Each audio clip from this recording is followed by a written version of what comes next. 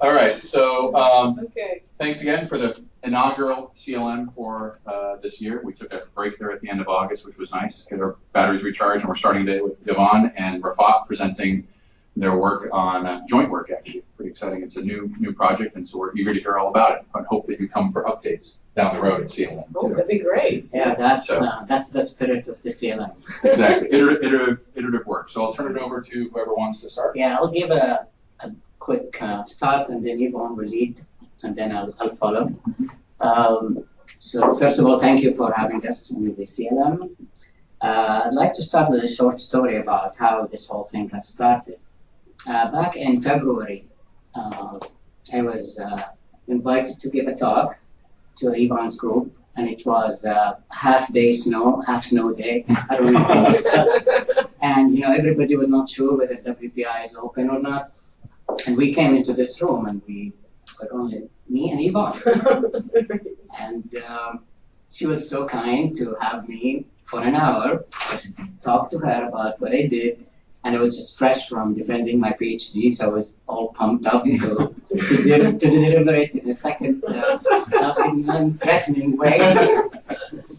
And yeah, she was excited, and we had a good conversation about what things that can be in collaborative projects between system dynamics and learning sciences. And she also helped in pitching. Having me as a research scientist here in the department. Thank you very much. Yes, that's a big thank you, Yvonne.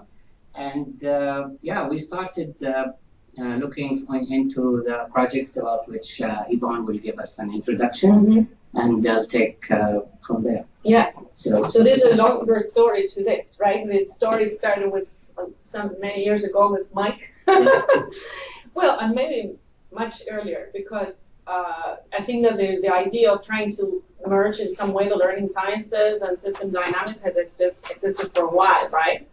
And some years ago, Mike and I started talking about this possibility and about kind of modeling internally the human mind in some way, right? Which is something very different because, inside of the mind, everything is pretty hidden, right, and not visible, right? So it's kind of a challenge there. But suddenly this opportunity emerged, and I say, let's just start putting something together and see what we can come up to. It's like Rafat knows a lot already, thanks to all these years, right? So this is how maybe we can go a little bit to the previous slide. Like this is about not just modeling the human mind, but really modeling how learning happens inside of the human mind, right? How learning, right? That's why in particular we're taking also outside of learning environments, right? Because I've been working in learning tutoring systems for many years, right? But there's many factors that affect learning, and there's theories of how learning happens, and there's a variety of factors that affect this, and theories that come up about what affects it, and some of it has to do with an affective side, right? So we're trying to put all these theories together to try to model the human mind learning processes, right? So move on now, and this is the context, and that's mathspring.org. It's a freely available math learning environment that has been used for many years now, and we keep improving it, and thanks to new grants, and we keep adding a new angle to research around it. But the research on affect has been pretty prevalent over the past almost 10 years, I have to say.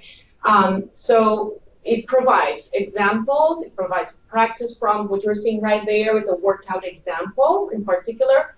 So there's examples, but the most common thing that they do is to get problems like that where they're given the opportunity to practice, right? So what you see in the background. So they have all these tools, the read problem, the hint, the show example, they can choose an example too and show video.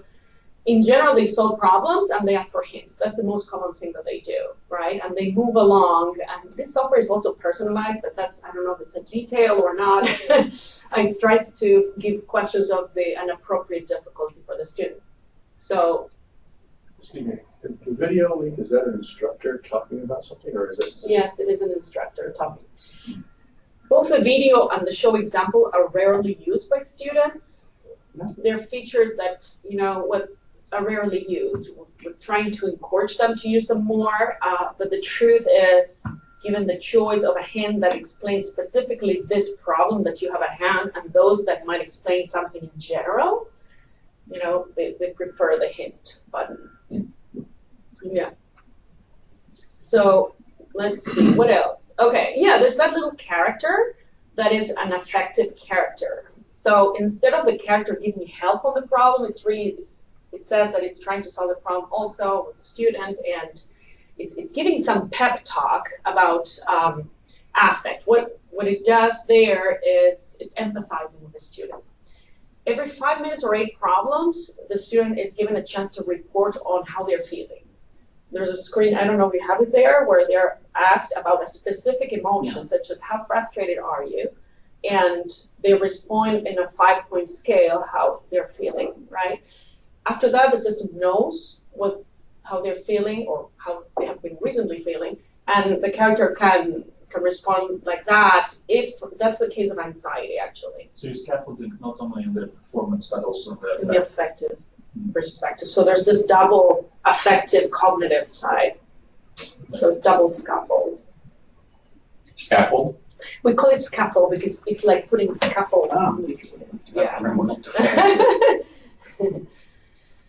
So there's the availability of a student progress page. That is an opportunity for the student to evaluate how they're doing.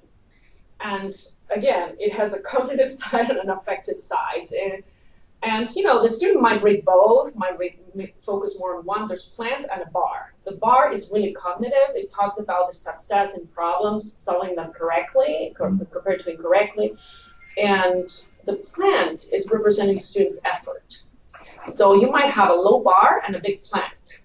And that's important because, sometimes their students are low level and they might be making slow progress, and they can still, if they're making focus and behaving according to what we expect would be high effort, then they're still getting a reward. And your word is what?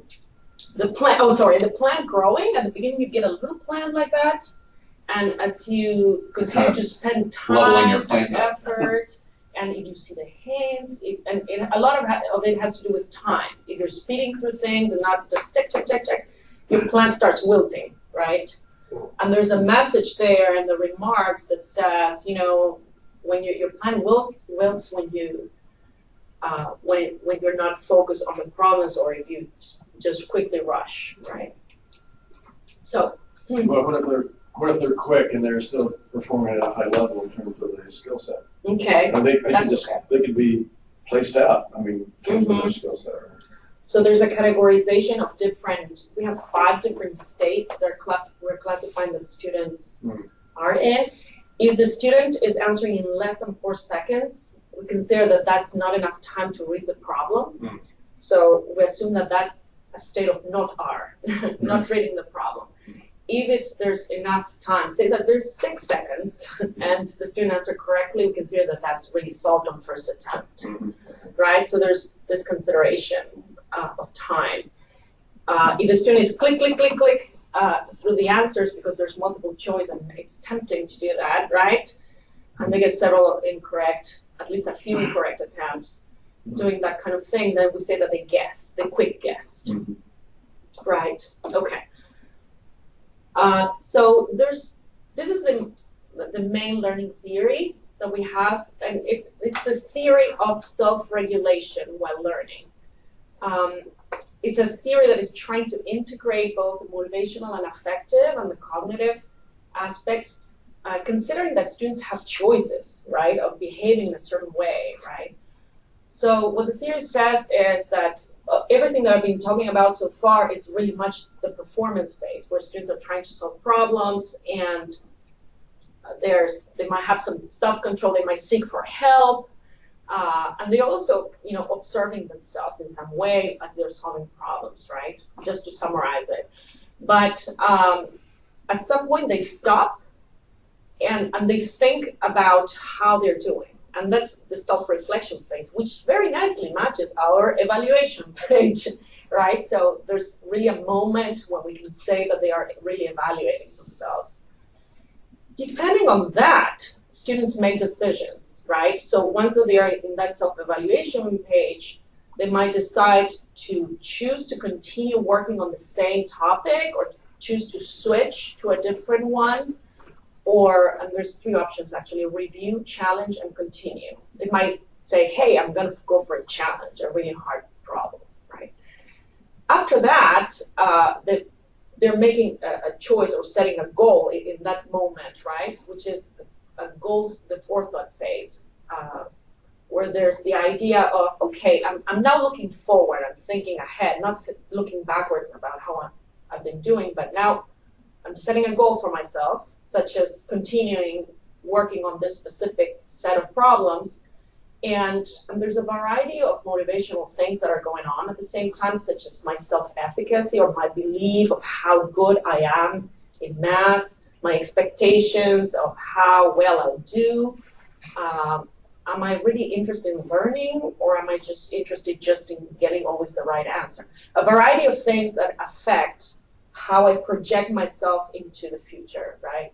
So in many ways, it's self-reflection is kind of looking towards the past. Forethought is kind of projecting yourself towards the future as you decide what to do next. And the performance phase is working during, right? By the way, the self-assessment is based totally on their own performance against a set of problems, or is it against a pool's performance? So that's a good point, because we were talking with Rafat, what is the performance phase? Is it one math problem, or is it a set of math problems? And so there's this issue of granularity, right?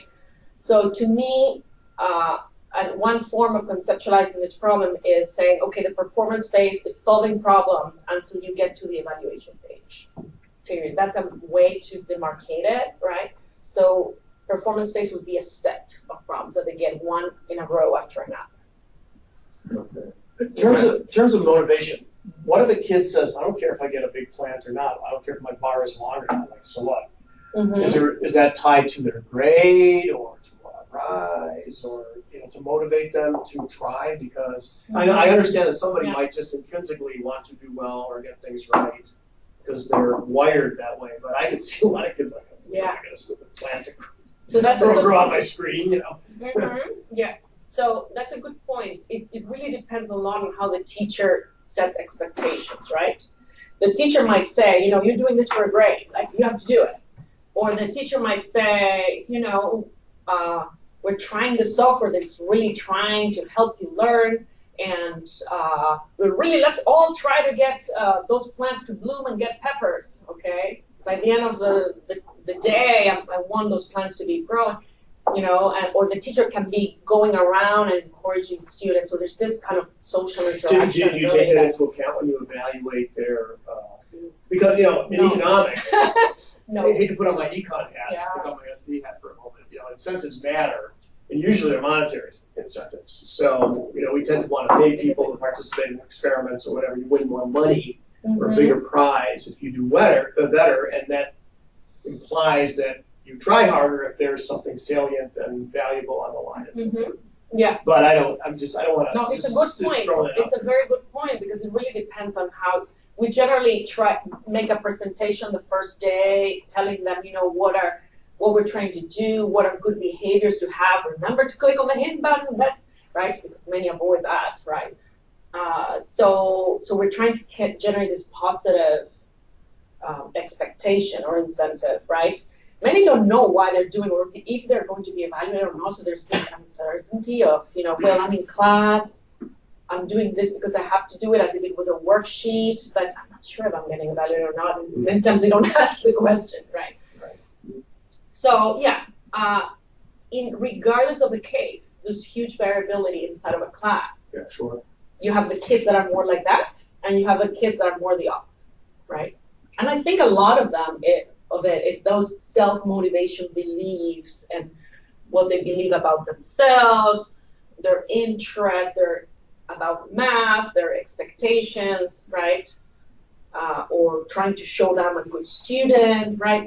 A lot of those things are playing a part, for example, at WPI, the motivation, although it's always going to be the kid who sits first row, first seat. It's going to be like, answering every question and just likes schoolwork and wants to do well and wants to get the answers correct. I'm not talking about that kid. But at WPI, for example, the overwhelming sort of word on the street or whatever it is, I'll try really hard if it's for my major or for a job or what I do. But if it's not, like, so right. They'll say, well, quick, because I don't really, or they'll do it, they'll give you enough effort to pass, but it's not their thing, so they don't really try very hard, right? And then and you can in some sense identify them because you said if the kid doesn't go for 4 seconds, it's right. But on the other hand, if that same kid was told your scholarship depends on it, or even though it's not your major. What age group is this assigned for? Middle schools. Okay, middle school. Yes, Okay. 7, 8. We use it with 10 and with 6, but mostly 7 and 8, right? I don't want to sidetrack the Sorry. presentation, But that's an important thing. I think that's a big part of this, right? The self-motivation, beliefs, and what are your incentives? Like if you're in this style of like kid that doesn't care much, you're clicking on a button saying continue, but your real goal there is just to get through this thing, right? Go back to and your goal is not really to learn, right? So we don't have that data yet, and we're not capturing that, but that's our next phase of implementation, trying to capture those goals, right? Okay. Just want to say hello. We've got some more people joined us. Looks like Carlos, Erica, Kareem. Afternoon, everyone. Joining in progress. Okay, go ahead. Okay, but that's kind of the main theory that exists. That when I saw that, I said, whoa, this is so cyclical. How are we ever going to be able to analyze any of this, right? Or to model it using the tools that I know, right? Which is more like your standard regression or whatever, right? Statistical tools or some others, but that don't have this idea of loops, right? So here is, to all of that, this new grant that we're having right now, that is also helping Rafat, adds this issue of grit that to me is part of that forethought phase. There's people that are just inherently more perseverant and more gritty, and there's people who are less gritty. And that's the big topic of this grant. How does this grit play a role in learning environments? So I'm looking at that in this big, using the same model, right? There's these 3 phases, and there's grit there that plays a role specifically in between the self-evaluation and the forethought phase, right? Suppose that your evaluation, you said, oh, I'm doing really bad, right? If your grade is high, then maybe your initiative won't change much, right? But if your grade is low and you're not a gritty person, then your initiative might decrease, right? And that will affect your forethought phase and your initiative, your intentions, and your motivation towards the fun phase. So there's a decay there, right? I mean, again, these are all hypotheses, right? The model has been is pretty accepted, let's say, but the addition of grid is something else that I'm adding here.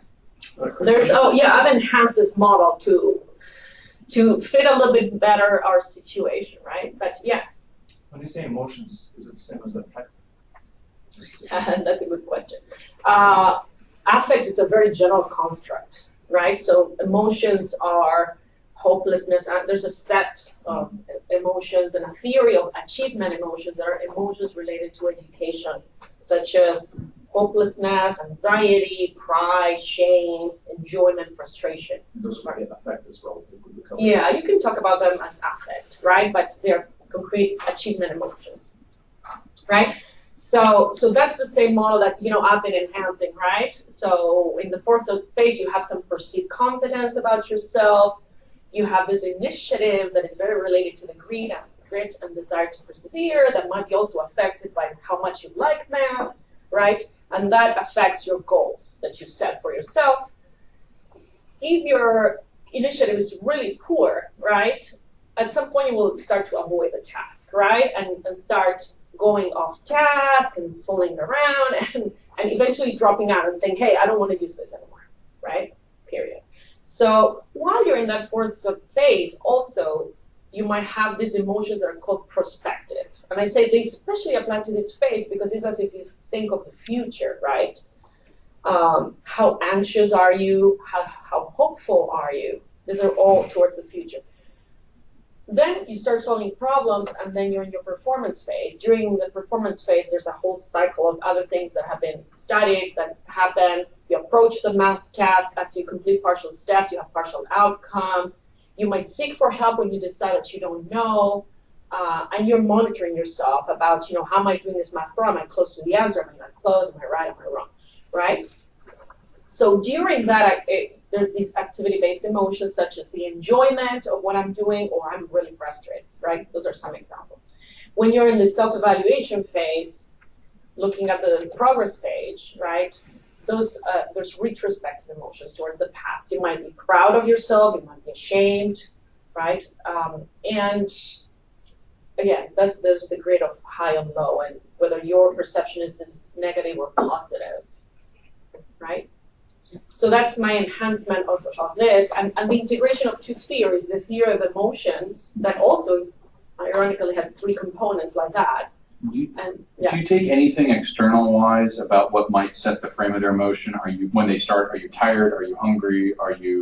Was it a bad day? And I don't know if there's anything like that, or is it wholly within the context of the tutor that you're getting the We take a baseline. We take a baseline, but on day one. Oh, okay. So it's not mood. That when it's day-like, you start talking about moods, not emotions. Oh, moods. Okay. Yeah, it's called moods. But when you assess one time at the beginning, then you're saying, okay, I'm connecting a baseline affective predisposition, right? Okay. So what I ask is the same question I'm asking inside, but instead of saying how frustrated do you feel right now, I ask how frustrating is it to solve math problems in general.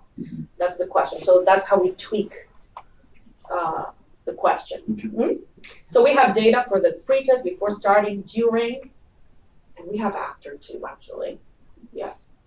How do you calibrate a student's expectations? The reason I'm asking this, I've read some studies about distinctions between, say, U.S. students and Asian students in their own countries, whereas it was too often common that U.S. students had a perception that they were better than their actual performance indicated, whereas it was the reverse for the Asian students, that they didn't think they were quite as good, but they were actually performing at a higher level. So to me, that's almost a cultural or a group event, as opposed to even, it's embedded at the individual level, right? But there's also a cohort effect. So that's why I'm curious. Grit to me is not just an individual characteristic. It can be a cultural or a group effect, depending on who you hang with, right? Yeah. I mean, if you're hanging with people who are really serious and studious, this tends to be reinforcing that things for some students. Yeah. Yeah, I would think even gender. Girls can't do math. We'll see. Right? We'll see. You're always told that, right? And then you begin to believe you can't do math. So for grit, we're using a questionnaire that is called, from Angela Duckworth, who has started studying this construct. I don't know if you've heard, it's been very famous in the last years. So it asks very general questions about, I am a hard worker in general, or when I'm still working on a project that I thought about like many months ago. Can't let it go. Right, yeah, exactly, those kinds of things. So, yeah, I don't know. I bet there's cultural differences, right? I bet. But, I think that at least we have a snapshot for who these kids are right now, right? There are gender differences, yes. We've assessed them many times. There's the task value and task utility. There's three things that we assessed. One is value, liking of math, and the expectation of success, which is also self-efficacy. How good do you think that you are in math? And we generally see gender differences in those, and they're all over the literature, right? Specifically about how good you think you are, and liking and value. And they might change independently, those three. Yeah. So yeah, sure, there might be, but at this point, we're not going to. There's so many factors that it would be too much. Given the data that we have, we just have a snapshot of students here in the United States. I like the fact that you're looking at a model to go into this topic and explore it through a model, because with a model you can make your assumptions really explicit and say, hey, these are the boundaries, right? We're not including those things, or maybe we are later or something. Yeah. So this is what I liked about system dynamics at the beginning, right? That this is a possibility of incorporating blending theory and empirical data, right? I think that that's the very rich, right? And it's also helping us think a lot more and deeper, right? Yeah. So, yeah. Yeah. So if I may take it from here, as I had conversations with Yvonne and reading some papers, and she gave me all these nice diagrams, and we thought, okay, let's have a start in terms of trying to look at these theories and put them in an explicit model and see if they help us raise questions, test some assumptions, and then look if there is data available, and or if it needs to be collected, or right? it needs to be collected. So because this would help in deciding about the level of aggregation we use. We decide about, do we go deep into these boxes, or we just stay up, or what level of variable we would decide to use. So the first thing we did is just look at this from an aggregate level, is to see what is the main feedback that goes between the three phases, between the forethought, performance, and evaluation. And then emotions are treated as just a block of emotions that interact with each phase, as you have seen from the previous diagram. So we don't distinguish between what kind of emotions we have in here. And we thought, there might be other connections that the current model doesn't show, but we will leave it for exploration as we go. So this work, the level that you see it, is not, as we say in CLM, half-baked. This doesn't even get into the oven. We're still It's in the mixing bowl. Yes, we're still mixing and find ingredients that we add. So that's perfect. That's exactly what we're looking for. So, excuse me, so there's no sort of reference mode yet, or problems? Exactly. So the reference mode is just non-verbal, but I think Yvonne will help extract some of the data that she has and put it over, as they change over time. So the data is there, like the change of emotion.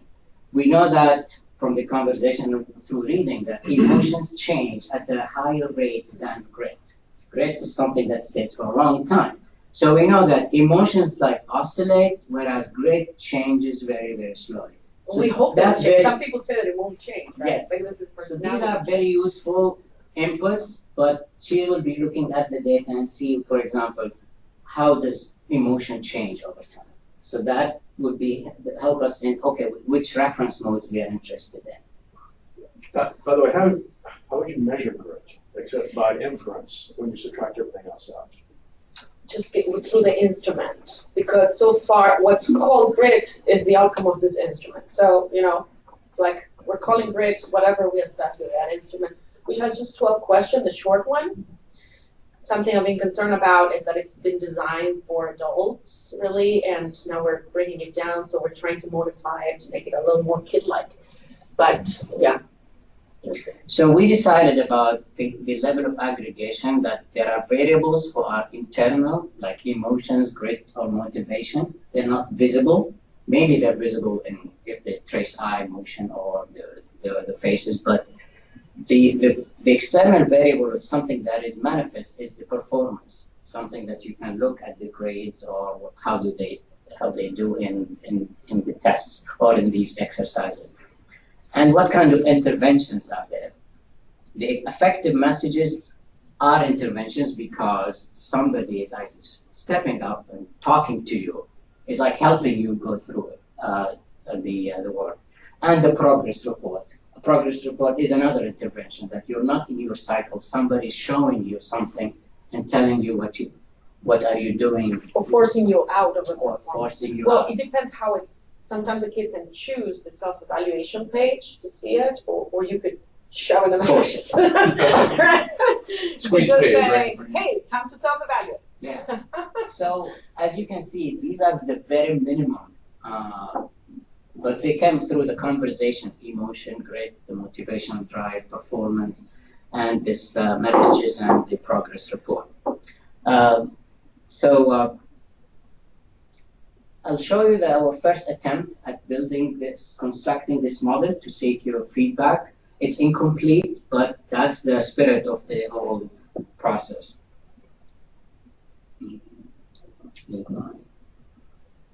Oh, sorry. I need to scale this.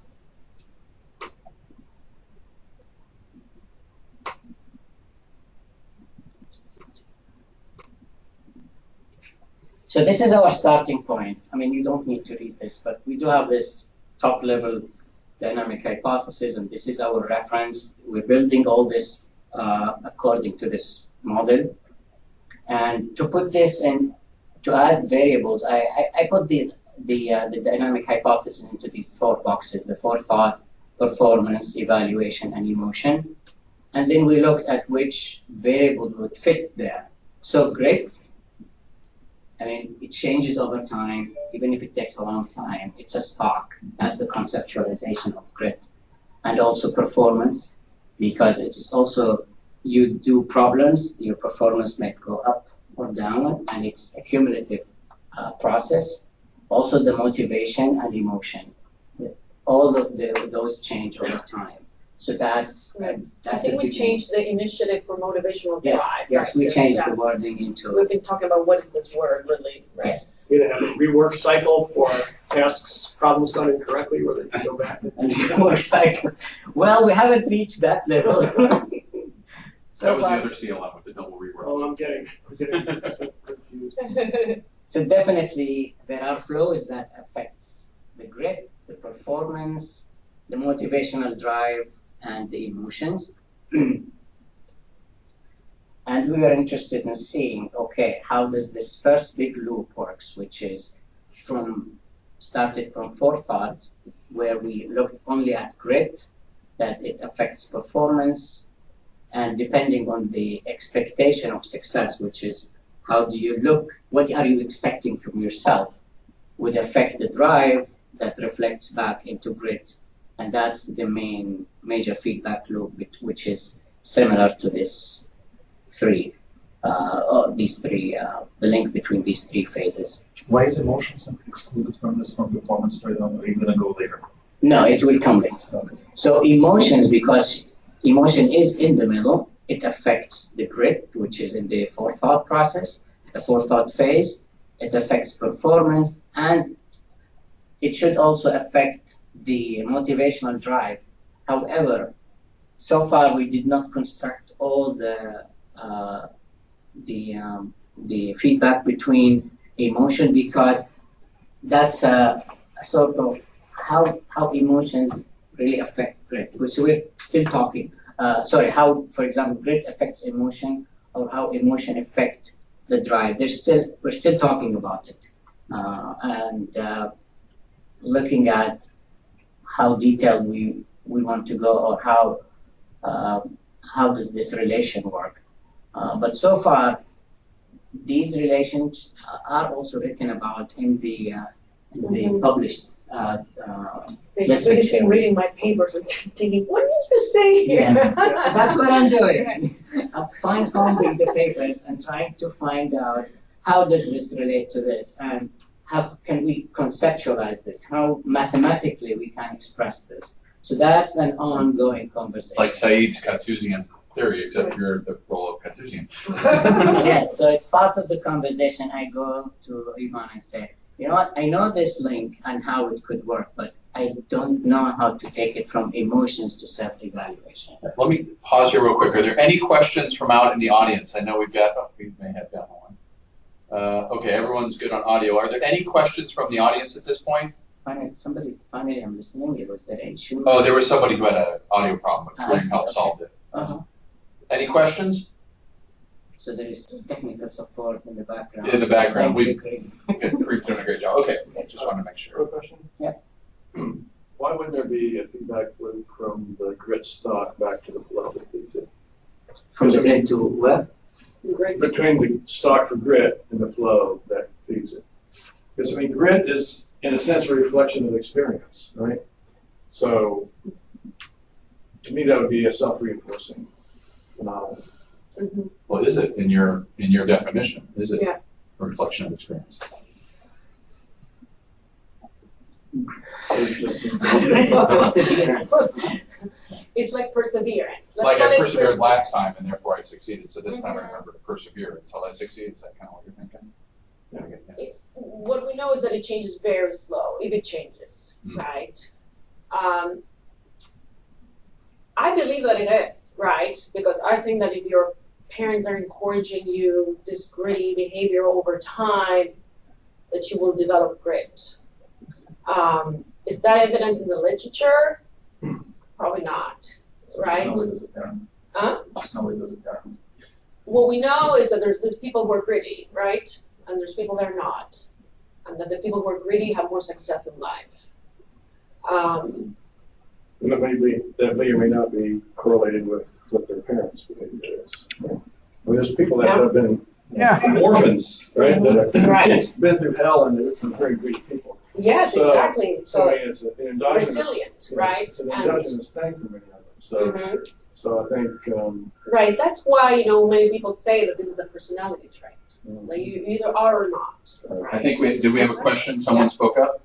I did. Does it really change over time? Or if you say it's a personality trait, so I know people who've gone through very bad things, they haven't become more gritty. They've either folded or they've gone through it. Mm-hmm. I don't think the level of grit changed in either case. Mm-hmm. Right. So far, there's a lot more research that the community needs to do. So far, there's a snapshot that they're taking, right, at a certain point of time, and they know that this predicts future success. So I want to believe, right, that it can change and that we can encourage it and that we can educate people to be more gritty. Mm-hmm. That's the big challenge of this grant, right? We're going to try to do something to change and help them to set goals for themselves and encourage them to set good goals, and then we'll give that survey again and see if anything has changed. I have no evidence to say right now that it does, right? But your hypothesis is when it does change, it changes slowly. Yeah, Right? So it it's very will slow change, moving. right? It'll change slowly, is right? the It won't just suddenly, it's not like hypothesis- emotions. Emotions Yeah. fluctuate all the time, right?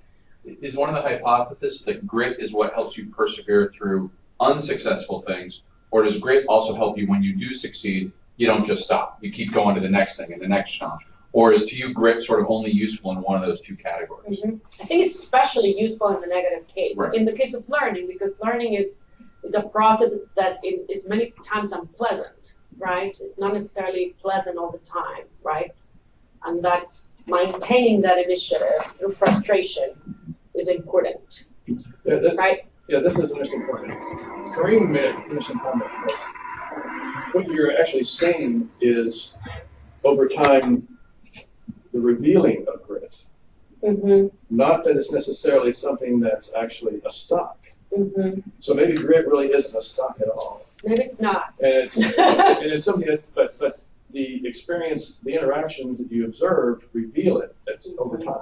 Well, over a short time frame, it might be a stock. Over a longer time frame, slowly changing, but on a short time frame, you can assume it's constant. Yeah, I think that in a short time frame, we can assume it's constant, right? Now, my question was, because I don't understand system dynamics, how much do you set things as hypotheses, or how much do you set them as what you know already, right? Because if I go May I for make what a I comment? know, then I would not set it as a stock, right? But if I set it as a hypothesis, then I would set it as a stock, right? Well, you can run the model both ways. Mhm. Where the flow is set to 0, so it doesn't change. Then now, what if it does? Right. And so run the model both ways, everything else is the same, and see what difference, if any, it makes. Because it may be interesting to find out it does change, but on so slow a rate that surrounding culture is the only mechanism by which that changes. In the short term of, say, school access may not have enough time duration to do it. Or over even a longer time frame, you might find it doesn't make a difference to the overall behavior of the model. It's not a leverage point. So it doesn't matter. We can debate all we want whether it changes or not, but it's irrelevant to this sort of problem. And that's why we started with a stock. Yeah. And we gave it a great adjustment time. and comparatively, the grit adjustment time and emotion adjustment time is like 20 or 40 times higher, just to start with and see. What's the duration of the model? Is the model set to be like a year or a month or a class? We did it because the current run we did for 60 or 120 minutes. Okay, so over the course of 60 to you don't. So qualitatively, the grit doesn't look that it changes, but based on the hypothesis we have, definitely you see a feedback, so it will change somehow. But the rate of change. I was just thinking, athletic coaches probably think they're in the grit making business, that they bring in athletes, and a lot of what they do early on is get them that. So this means it can change. They would probably say. That's right. The selection part. So this is, because we're still talking about data, we're still talking about theory. In order to get something and really test what we're thinking about, one way to operationalize this is to give a time for adjustment for each of those, like change of grit or the change in the motivational drive or the change of emotions. And in every part, there is also weight to the factor that affects the other part. So motivational drive has a weight in terms of changing the grit. The emotions have a weight on it, how it affects performance. Grit has a weight in terms of affecting the performance as well. So these are the things that we can play with at this level of aggregation, just adjustment time and weight factor of that particular influence. With this... So it's just a linear model then? Within the, let's say, attempting problems successfully, so you have weight, emotional weight, and grit weight. So. Yes, grit weight, emotional weight, and we're thinking about, okay, what does performance means? Performance, if you successfully, it will increase if you successfully solve the problems, and if you unsuccessfully attempt a problem, this will decrease. So it's like a fraction of correct problems that you, but instead of adding fraction, I just assume that this value will be only the correct problem. Oh, but how is the formulation there? Is it linear or is it like some kind of complex? Multiplication and addition. So you multiply by the weight, and then you add. Yes. I would think the level of grit ought to affect the time constant for emotions.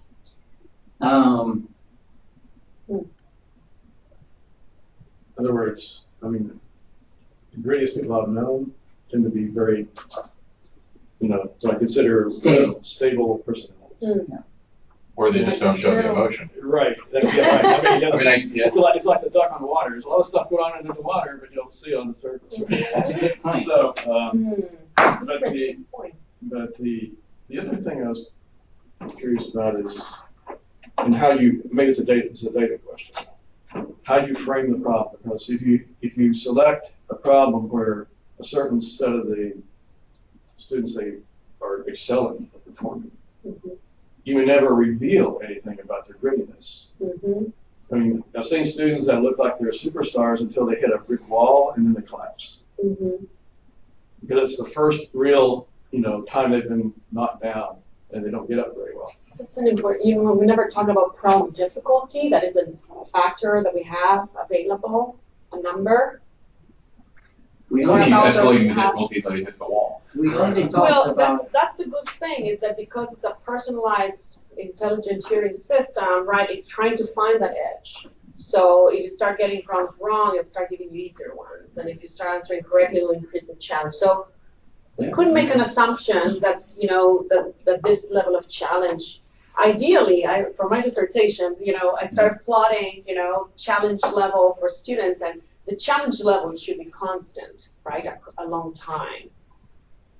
You can measure challenge in some way, I would think that right? if you're looking for evidence of grit, you would push them beyond their current capabilities. Let them fail, and then see what happens. That's so interesting, because that's one of the suggestions that people in the research team of the GRIT project said. Should we just be giving them harder problems, right? We have a question from Salo too. Is what do you guys think about using anger as a short-term self-motivation? Well, anger is very related to frustration, right? So anger is not an emotion that shows up in this. Does it show up? I think not. Well, maybe it does. I have to go back. But anger, if it's related to frustration, it would be in the performance phase. Which, I guess this is where, you could have any emotion at any point, but I think there would be a higher frequency of that kind of emotion in the corresponding box, right? Right. So having anger in what moment, in what phase? Solo, are you able to use the mic? Frustration was in the. So like anger in the sense of being frustrated with yourself. Right. Okay. So anger is very related to frustration. Extreme frustration is anger, right? You get angry, and the whole theory is a control value theory of emotions that suggests that you get angry and very frustrated because of lack of control. You feel that you're out of control. So yeah, there's control and value, and your perceptions of control and value that affect the emotion themselves. So far we said, emotion can be positive or negative. Period. That's it. Keep it simple. It's just so hard. Because this is the very first iteration, right? Right. Of the model. And also the study. I don't know if people are able to see the screen clearly, because definitely here on this TV it's not showing well. I don't know if they can eligibly. It's clear here. It's clear here, but I don't understand what emotions means, actually. Now that you're talking about that and about how emotions can be positive or negative, what is the sense of that stock? And the other question I have goes back to the time scale here, because emotions can change in minutes. And so you have something that's changing very quickly, and then you have something that's changing, it's not 20 to 40 times, it's a lot more than that. Grit is changing a lot slower. How are you going to make that work in this model? So in the case of emotions, in many theories of emotions, the simplest model categorizes emotions as positively valenced and negatively valenced. So to me, what we're doing right now is taking the simplest model of emotion that exists. Is it a pleasant experience or an unpleasant experience, right? Now, if you start breaking it down, you can start doing frustration, anger, hope, and pride, and So does your stock go between 1 and -1? Is it an average? Well, that I says know sort of I did not maximum want to pleasant, go maximum into pleasant? negative stocks, so we made it like 1 and above, and then below 1. Okay. Yeah. So to Kareem's point, why not just basically disaggregate emotions? Yeah, That's maybe we the could first disaggregate. iteration. You know what? Actually, the simplest model is not just positive, negative. It's a double axis that has valence and arousal. If you want to draw on the board. Yeah. They can see. Can everyone see the board from the camera? You should be able to see the board. So this is the axis of valence, which is the positive, negative feeling, right? I mean, just to say it in a general way. So this would be a positive emotion, such as feeling joy, and this would be a negative over here, right? Such as frustration, right? But then there's the axis of arousal, in the sense that there's emotions that are more activating and emotions that are more deactivating, right? So boredom would be here, right? It's an emotion that is unpleasant, right? And it's deactivating. It's like the kid is almost falling asleep, right? And here, for instance, a negative that is highly activating would be anxiety, right? So this has a lot to do with your physical response, right? Level of activation. And this is like joy, I guess I don't know where joy would be exactly, because, but say, I don't know, I think there's a lot here, right? In hope, for instance, maybe hope, something that might be not very activating, but excitement would be here, right? So, yes, I got it, right? High activation. So probably we should break the model down to this basic model of emotions instead of just saying positive and negative. So would you view this as basically an excursion on a baseline that's different for different students? Right, the baselines are different. Right. So a student starts somewhere in that chart. So you may in have that space. someone who's highly volatile in a sense Right. of moving around this quadrant very rapidly versus those that are not. Right. Right. So I mean, there's people that are more emotionally stable and people that are more It's almost- emotionally oscillating, right? You're almost looking at grid as keeps you in the arousal, the excited or not arousal, but the activated stage, even in the face of unpleasant experiences. Mm-hmm. This is kind of what you defined as grid earlier. Yes, but anxiety might not help. No, not anxiety, Yeah. but I meant more activation. Yeah. The right of the chart is that grit keeps you activated even as you're having unpleasant experiences to that you stick with it. Mm-hmm. So this Yeah. means that there is a path of change between these states, if you will. Mm-hmm. So State space. yeah, If I'm here, as this and this change, I go into a different Mm-hmm. place. So far we have emotion as single, start maybe two, then you have maybe arousal and valence, and the combination of both takes you where, in which Grid is quadrant. keeping you engaged long enough to get up to the upper right corner. Right. But actually, you just described probably a half a dozen either variables or stops right there. Yeah, like get the minimum. Right. Then Right, but all these are, like you just described, an interactive, you know, how these things interact to produce different pathways, right? Yeah. So, Yeah. But I like the, Go for it. I like the force. I like the Mhm. two-axis That's why, approach right. because you can. So how would you break that? Is that one variable is two? What when we're talking about emotions, or Two stops. shall we call it about valence and arousal? Yeah. Think about it. Yeah. I don't It's know. really two stops. Yeah, that's what I'm thinking. Yeah. Isn't that how you normally do a state space map? You got two stocks and then you figure out.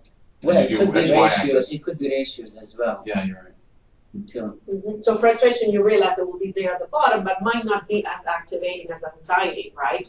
Anxiety is like you're sweating, right? I mean, it's very activating, right? Anger might be closer, is more activating than frustration. Yes, Salo, this is being recorded. And we have some questions Yes, from Carol Dweck. Yeah, that's. Oh, great! Look, I have Carol Yes. Dweck questions. Okay, Hamilton. Can you speak Hamilton, or you want to ask that in person? 8 minutes. Okay, I'll read out the role of three questions: the role of optimum level of stress on grit, and the role of positive emotions like pride. Why don't you include Carl Dweck's? Well, that was you on that. So. Well, actually, we've been using Carol Dweck's mindset framework. We have actually been manipulating their mindset, their growth mindset. So there's the idea that people, some people believe are focused on their growth, right, and not on their achievement. And there's other people who are focused on that and achieving and not on their growth, right? So there have been all these studies for Some many people years want the plant on, to grow. right. Some So people- that is actually in the chart in the fourth phase. It's called goal setting. If you go back to one of those charts, there's the goal orientation, the mastery orientation, or the learning orientation of a person. yeah, the chart, the diagram. Yeah, one of the previous. This one. Yeah. Yeah, it's not there. Even it's in one of the previous ones, right? So there's this factor of, are you interested genuinely in learning, or are you interested in achieving, right? And the characters are manipulating that growth mindset. And we've shown that they're working at that. I mean, this sort of raises the question of how you frame the problem. Are you framing it that, the reward is in the context of rate of improvement, personal improvement, or is it the achievement of an absolute level of performance?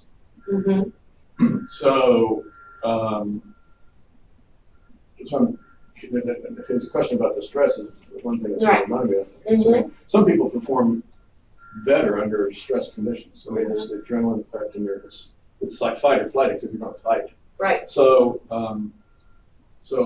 I don't know how you induce Well, sort of stress there's a whole factor. theory about that. It's called the Yerkes-Dodson law, and the idea is that if this is performance, and this is activation or arousal or stress, whatever you want to call it, right? There's an ideal point of stress here where to perform at your best, right? So very low stress is not ideal, right? And very high stress is not. And that might be different for different people, right? What is the best stress level for them? So there might be there's always individual differences, right? Always, across people. So it seems like you got a huge, I guess to me, it seems like a huge challenge to sort of select data or create data sets that sort of distinguish these things and get the baseline, or sort of take out the trend basically on an individual basis, so you actually can see the distinction to it. Yeah. So you're saying that maybe having a tutoring system that gives easy problems compared to another one that gives challenging problems to kids and different levels like that might be a good thing to sample and add that as a variable, some sort of the challenge level as another factor that would influence the whole group, I guess, performance immediately, right? But also might help you establish sort of where their stress optimum is, in terms of where they, what's the point beyond which their performance declines or collapses altogether. One point related to what Fred says about how emotions change, or the grid changes the time for the change of emotions. There's also something about how emotions will change the time you spend attempting a problem. This we did not consider. All these are now times are all exogenous. So we did not go into how things affect the time. Just that at the beginning we want to see the main variables, and then as we go and read more, if there are other feedback, then we will go and construct them and then continue to test. So we're very delving slowly into the problem, as you said. So actually, you're saying that the notion of time itself is a variable. Yeah, and that's. But you're operating on different time scales. Yes, like the grit and the emotion. Well, one thing that we could do is break performance that right now is like this black box, right? And I think I told you before that we've managed to create a categorization of 4 different states that a student, when they the student-problem interaction can be classified in 5 different states. And I said, it could be solved on first attempt, it could be not reading the problem, it could be solving with hints, it could be quick guessing, or it could be just getting one incorrect attempt and self-correcting yourself. And there's that categorization, and we know that some of those are more desirable than others, right? Like the solving with hint and the solving first attempt are most desirable, right? So there's 2 kind of time constant issues, it seems to me. One is the so-called stiff differential equation problem, where you have fast and slow-moving stuff in the same model.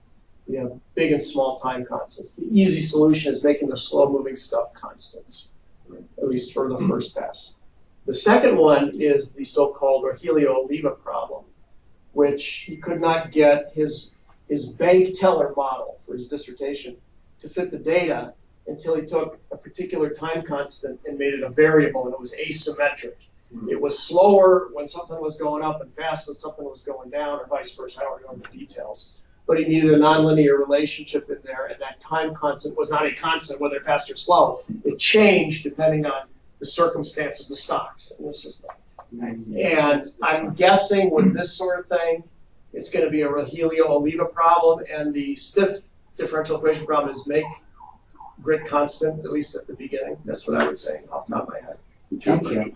Let's come. The 2 approaches. But can you help me with? I have to go.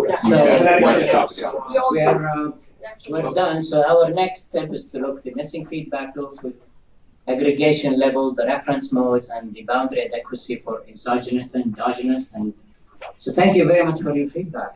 Really useful. Thank you. This is great stuff. This is the kind of thing he's made it real.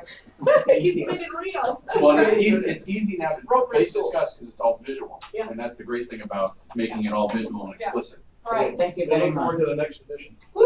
Yes, there'll be more iterations from here. Thank you all, everyone, for online. Appreciate the participation. We're going to go ahead and stop the recording.